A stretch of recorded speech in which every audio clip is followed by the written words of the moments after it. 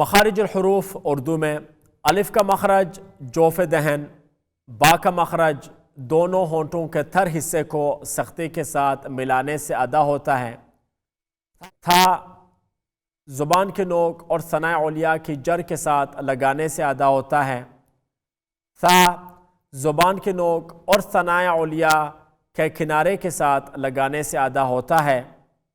جیم وسط زبان وسط تالو کے ساتھ لگانے سے ادا ہوتا ہے۔ ہا وسط حلق یعنی حلق کے درمیانی حصے سے ادا ہوتا ہے۔ خا ادنی حلق یعنی حلق کے اوپر والے حصے سے ادا ہوتا ہے۔ دال زبان کے نوک اور ثنائے علیا کی جر کے ساتھ لگانے سے ادا ہوتا ہے۔ ذال زبان کے نوک اور ثنائے علیا کے کنارے کے ساتھ لگانے سے ادا ہوتا ہے۔ را زبان کے نوک اور پشت زبان اوپر چار دانتوں یعنی ثنائے علیا اور رباعی کے مسوروں کے ساتھ لگانے سے ادا ہوتا ہے۔ زا زبان کے نوک ثنائے علیا اور ثنائے سفلی کے اندرونی حصے کے ساتھ لگانے سے ادا ہوتا ہے۔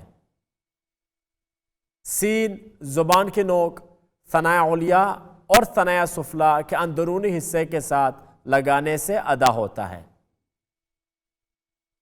شین وسط زبان وسط تالو کے ساتھ لگانے سے ادا ہوتا ہے۔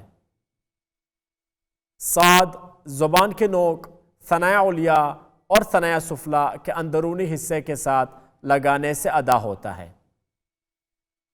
داد زبان کی دائیں کروٹ یا زبان کی بائیں کروٹ اوپر دائیں تواہین کے مسوروں کے ساتھ لگانے سے یا بائیں تواہین کے مسوروں کے ساتھ لگانے سے ادا ہوتا ہے۔ تا زبان کی نوک اور ثنائے علیا کی جر کے ساتھ لگانے سے ادا ہوتا ہے۔ ذا زبان کی نوک ثنائے علیا کے کنارے کے ساتھ لگانے سے ادا ہوتا ہے۔ عین وسط حلق سے ادا ہوتا ہے۔ غائن ادنی حلق سے ادا ہوتا ہے۔ فا ثنائے علیا کے کنارے کو نچلے ہونٹ کے تر حصے کے ساتھ لگانے سے ادا ہوتا ہے۔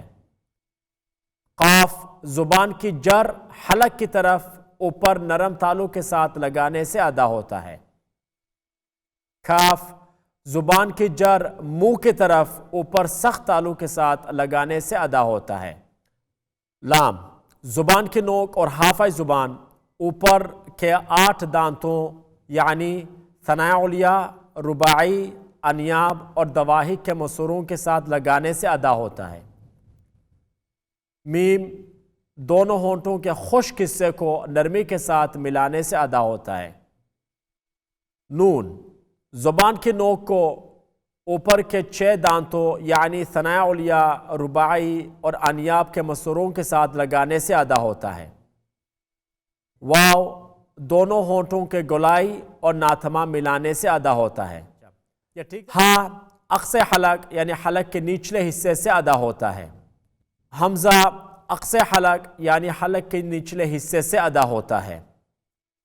یا وسط زبان کو وسط تالو کے ساتھ لگانے سے ادا ہوتا ہے۔